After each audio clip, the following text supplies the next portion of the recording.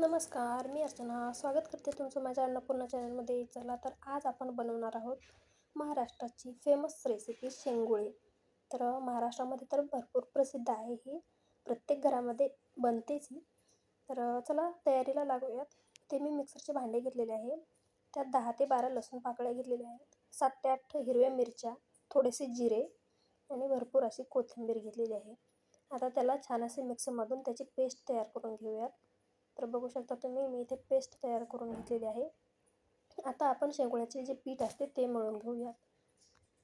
तर इथे मी 3 माणसांसाठी करत आहे. सो 2 मोठे चमचे मी पीठ घेतलेले आहे गव्हाचे.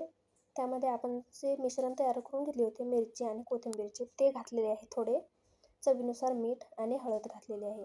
त्याला छान असे मिक्स करून घ्यायचे अगोदर हाताने आणि नंतर थोडे थोडे पाणी घालून त्याचा छान असा घट्टसर गोळा तयार करून घ्यायचा.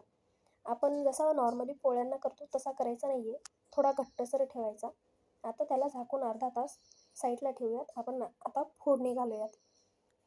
तर इथे मी कढईमध्ये 2-3 चमचे तेल घेतलेले आहे. तेल गरम झाले की त्यामध्ये भरपूर अशी मोहरी घालायची. मोहरी आपल्याला इथे जास्त घालायची आहे. मोहरीनंतर जिरे घालायचे आणि त्याला छान असे तडतडू द्यायचे. त्यानंतर हिरवी मिरचीचा ठेचा घालायचा आणि कढीपत्ता घालायचा. आता त्याला छान असं 1 ते 2 मिनिटे तेलामध्ये परतवून घ्यायचे. नंतर त्यामध्ये थोडीशी हळद घालायची आणि त्यालाही मिक्स करून घ्यायचे.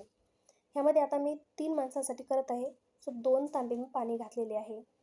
तर पाणी घातल्यानंतर त्यामध्ये चवीनुसार मीठ घालायचे आणि ह्याला उकळी येऊ द्यायची. तर पाण्याला उकळी येते तोपर्यंत आपण शेंगोळे तयार करून घेऊयात. तर इथे मी कणकीचा एक गोळा घेतलेला आहे. त्याला अगोदर छान असे हाताने पोळपाटावर मऊसूत करून घ्यायचे आणि आपण लाडू करायला जसे लांब लांब करतो तसे करून घ्यायचे. बघू शकता अशा पद्धतीने करायचे. फक्त त्याला लाडूचा आकार द्यायचा नाही आहे, आपल्याला गोल आकार द्यायचा आहे.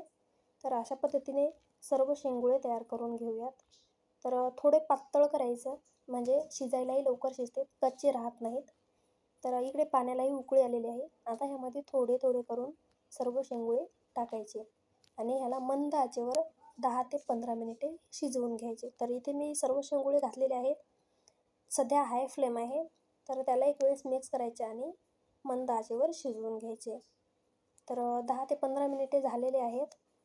तर बघू शकता तुम्ही, शेंगुळ्यांना छान असा कलरही आलेला आहे. आपले शेंगुळे शिजून तयार आहेत.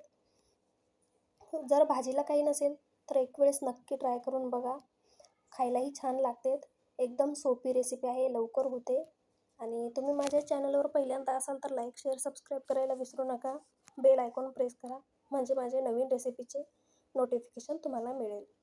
थँक्यू.